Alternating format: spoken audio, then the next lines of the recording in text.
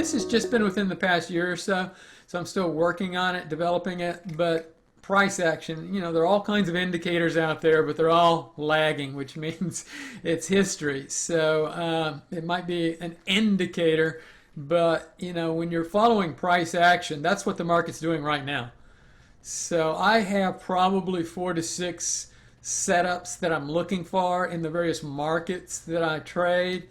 And no, I do not use automated systems. They might be fine-tuned and working, and then suddenly they're not working, and you have to tune it up again so it's working again. Whereas, this system up here, once you've got it tuned in, yes, you need to make adjustments to it based on what the market action is doing. But yeah, it's not going to melt you down like an automated system could. I'm going to trade full time. So, and in the past, I've basically only I had the School of Hard Knocks. It cost me a lot of money, a lot of money. And then after realizing I really should pay somebody to get some knowledge, system was okay, but they had said don't really trade more than 1.5 to 2 hours. Take maybe 2 or 3 trades.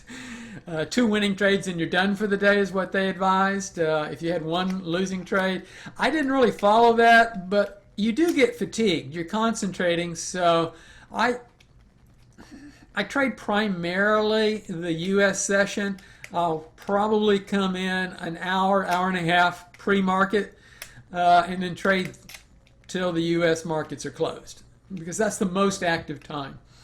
I have been known to look at the aftermarket after 7 o'clock, after the market's reopened for 2 hours and kind of done its thing for a little bit. See what it's doing, see if I'm interested in trading or not. If I happen to wake up when the London session is getting ready to open, I'll take a look at that. Otherwise, I'm waiting for an hour to hour and a half pre-market to the U.S. markets. Really, I kind of think they're right. An hour and a half to 2 hours, you're probably, if you're really on and you're trading more than one market so that you can have multiple trades coming in, you probably should be able to get your daily goal done.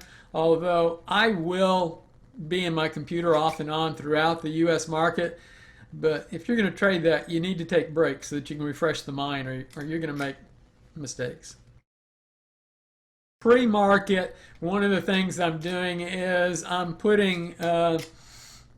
marking up my charts. I like volume profile as one of the indicators that I use. So I want to find high and low volume nodes, and I'll put lines there so that if in the trading day I start approaching my especially high volume nodes, it's like, okay, this might be an area that it's going to pause or actually reverse at. So I do use the time before. You got to set yourself up. Just don't come out and start trading, or you're gonna make that's a bad idea. I noticed with experience that OneUp gave me a warning. Depending on the infraction, there's one infraction that you can't violate. You absolutely cannot be in the market at 3:15. If you're in the market at 3:15, you've just lost. Start over again. Go to square one. But say scaling, when you're funded, a funding partner actually gave me 2 warnings before, and it was mistakes I was making. I didn't mean to scale in, but I did. And rather than terminating me, they gave me a warning and said, you're not supposed to do this. Don't do it again. And then they told me one more time, you scaled in improperly, and then the third time, basically, okay, you're not listening. But I was having mechanical problems with my mouse, I found out, and hitting the thing a little bit too many times.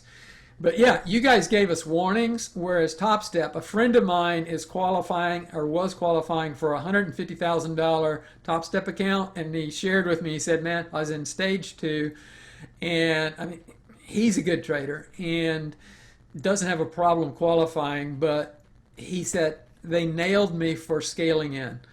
He said I didn't mean to, but I did, and so fortunately I don't have to start all over. I just go back to and start over with stage 2, and he said, wow, but yeah, I got hit for that. Live and learn. And that's another thing that I found to be positive. OneStep, basically OneStep, you only have to qualify for that minimum level of achieved profits one time and then maintain that and grow your account for 15 active trading days. With TopStep, you've got to achieve that level twice. Over the first 5 days or more, you need to achieve it once. And then once you've achieved it once and maintained it for 5 days, then you go to stage 2 and you have to achieve that level again. Like he had to earn $9,000 twice. The first stage and then the second stage. And then of course he got kicked out without a warning and had to earn it a third time before he qualified for his $150,000 account. So the warnings for a less egregious infraction were nice. Another thing that I found, and this is more significant, is that you choose your level of profit sharing, and I chose 80-20, and with the $50,000 account, that means that I keep $8,000 of the first profits that I earn, and then I share 80% me, 20% for my funding partner. With TopStep, you keep $5,000 and then 80-20. So right off the bat, I lost $3,000 with TopStep. So they had to be significantly better with just that one thing, or it's like, man, I just gave away $3,000. Okay. The other thing, and this is less important, but it was a factor, that I really don't know that I picked up on necessarily when I was reading the stats, but the primary trader for the other trade room had shared with me. He said, the other thing with TopStep is, depending on how many markets you trade, with TopStep, you need to pay exchange fees. They don't pay them for you. So depending on if you're trading crude and gold and the indices, you might be paying 2 or 3 different exchanges. And it's not a large amount of money. It might be 25, 30, 40, 50 bucks. But that's every month that you're paying TopStep, where with OneUp and their funding partner, we don't pay those fees. They're being paid by OneUp and or the trading partner, the funding partner. I would say probably those. That and the fact that I was surprised that I learned when I was funded, the funding partner actually gave me 2 warnings where my other trading friend with TopStep, he was cut off at the knees for the exact same thing, scaling. No warning. It's like, okay, sorry, you made a mistake. You need to start over.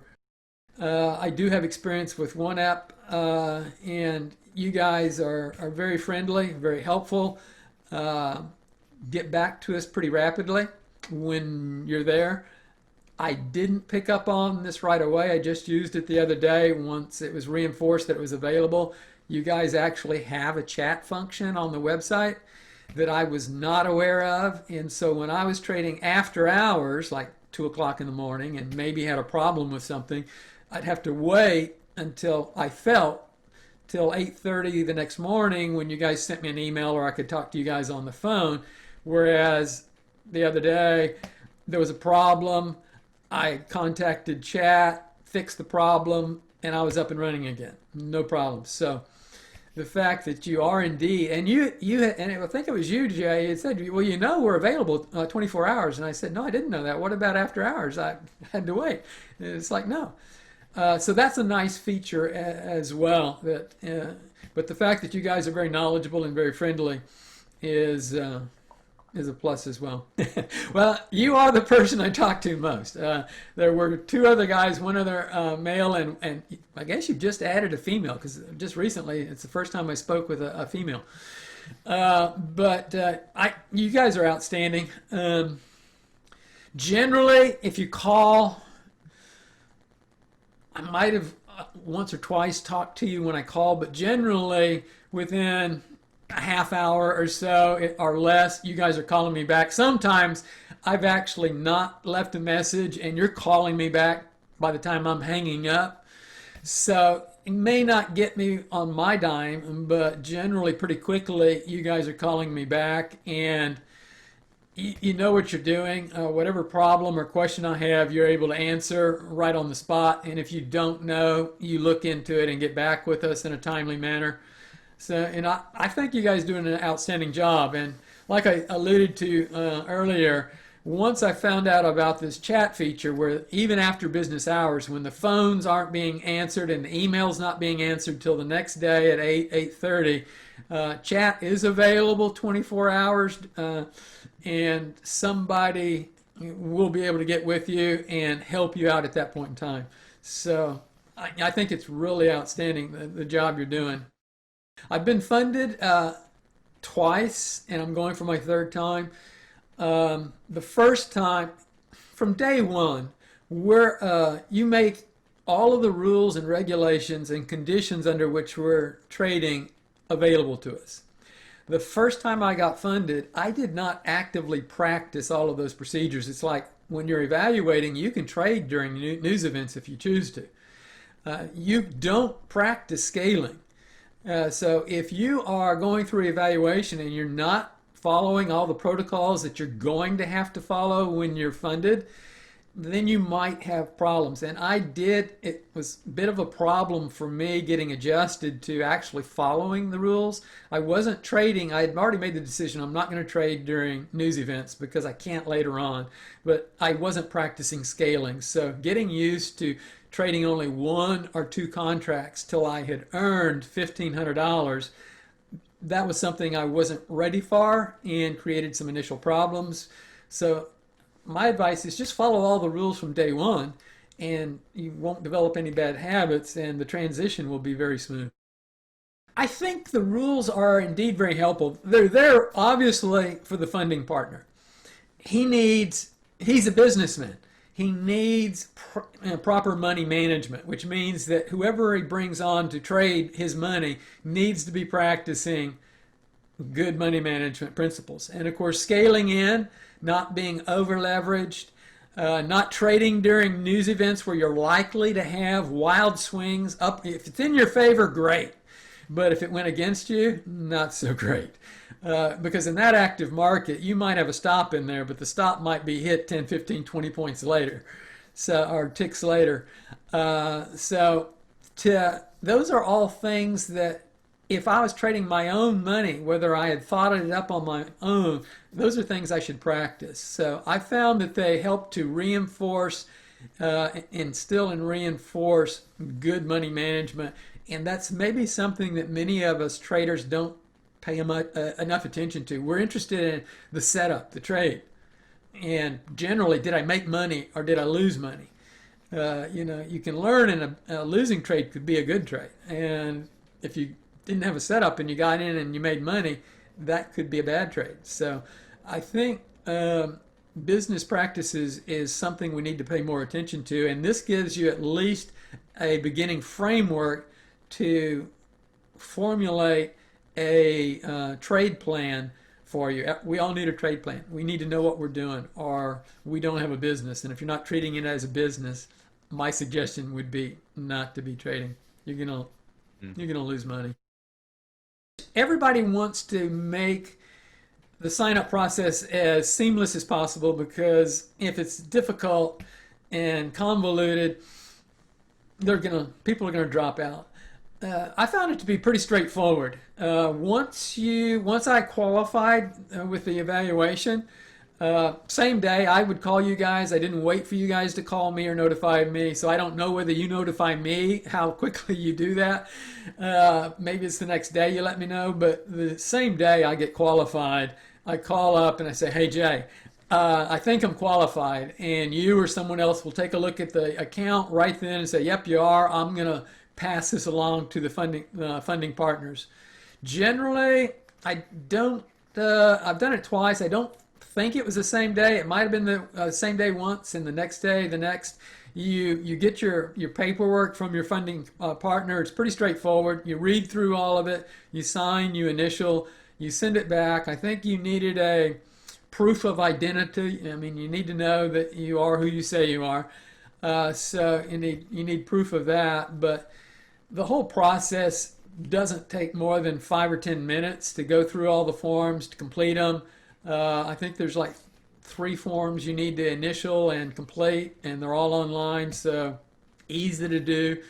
Then within generally 5 days, maybe a little bit less, but within 5 days, business days, you get an email back and you've got your login details, and it tells you how to log into the platform Rhythmic, the changes you need to make since you're not paper trading anymore. You're logging into a live account with your funding partner. So yeah, it was fairly easy to do and fairly quick. Within 5 days of qualifying, you're ready to be up and trading. Definitely develop patience and discipline. Don't revenge trade.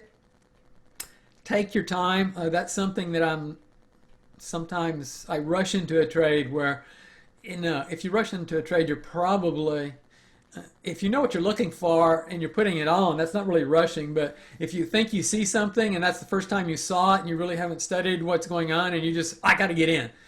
No, take your time and evaluate what you're going to do before you do it, because you're putting money on the line. And whether it's the funding partner's money or your own account, unless you're confident that you've got an advantage, you really shouldn't be putting the trade on. Use stops and do not move your stops. It's like, okay, it looks like if I just give it a little more leeway, I can stay in the trade, and I really think the trade, my hunch is that it's going to work out, which follows into what kills my accounts, and absolutely do not do. And I have not totally broken myself of, which is my habit that I have not totally been able to break, because you are going to be successful with it. Now, one trader suggested doing it was don't average in. Put your stop there. If it hits your stop, be taken out with your stop. If it turns out that you should want to re-enter, well then re-enter. But don't average in. Don't be extending your stops, especially if you're extending your stop and then you're averaging in.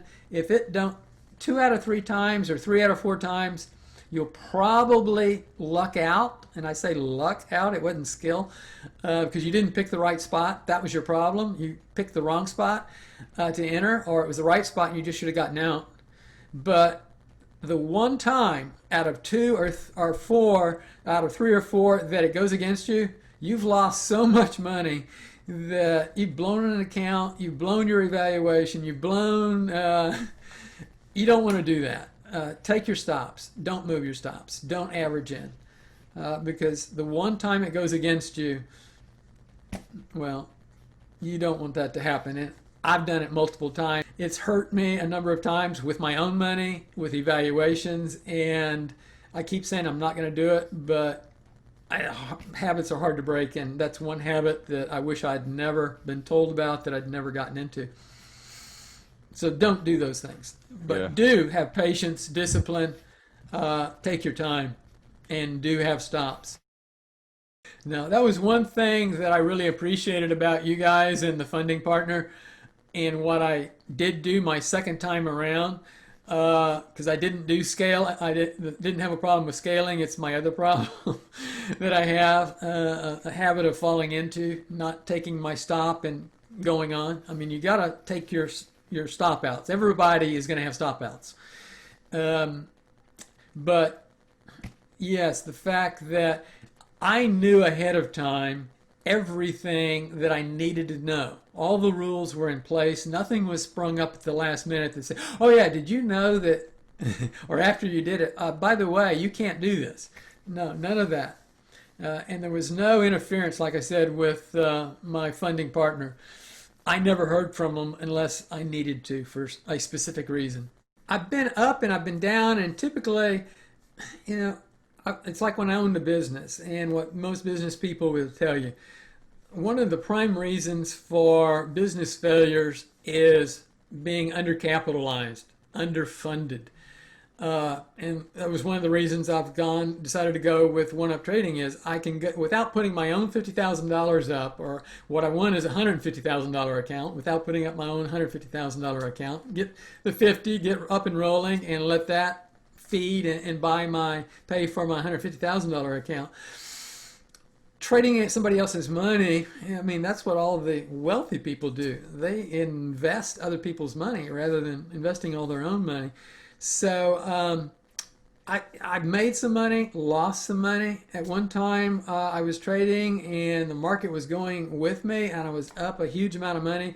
And it was during one of the market crashes, and I was on the right side of it, made a bunch of money. I thought I was going to keep going. It didn't. The next day or so, it turned on a dime and started shooting back up again. And so lost most of all those gains that I'd had because didn't take my profits the way I should have. Had a hunch that it was going to continue to go and didn't bank my profits. Learned from there again, my education was costly because I really didn't. I tried to do things without knowing what I was doing. And so I think there's a lot of us out there. We've heard about trading. It is one of the easiest businesses to get into by way of capital. You can make, once you know what you're doing, you can make serious money in trading without putting a lot up to get started. It's one of the least capital intensive businesses to get started with. Even if you had a $10,000 or $20,000 account, that's a lot less expensive than to go out and build out a building and get all your equipment and hire employees and then make a relatively small amount of money. So most brick and mortar businesses are very capital intensive, and the returns for what you've got invested are generally not that great. Whereas once you have properly learned what you need to learn, what the compounding effect and the fact that you can scale up so rapidly to increase your profit margins, once you're profitable, it's easy to scale up. And so made some money, lost some money, and it's only been within the last, I'd say, 18 months that I have actually come on and gotten really the mentoring that fits my psyche the best and makes the most sense. And of course, now going with someone who is going to give me appropriate capitalization for the account rather than trying to do it with a $5,000 or a $10,000 account. I'm going to be doing it with a $50,000 account and later a $150,000 account.